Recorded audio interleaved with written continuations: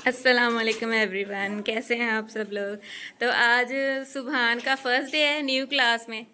मैंने सोचा आप लोगों से शेयर करूं। ये देखें इसकी न्यू क्लास। थोड़ा सा पीछे होती हूँ मैं। ये देखें, ये मेरे बेटे की क्लास में डेकोरेशन चेक करें ज़रा। ये देखें,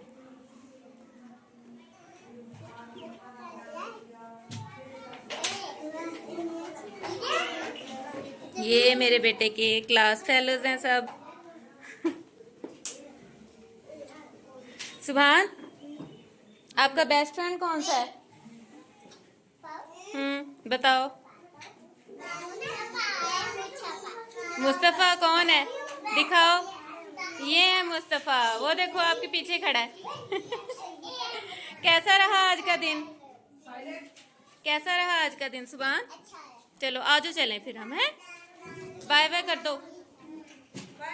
चलो बाय करो। चलें मिलते हैं अब घर जाके आपसे।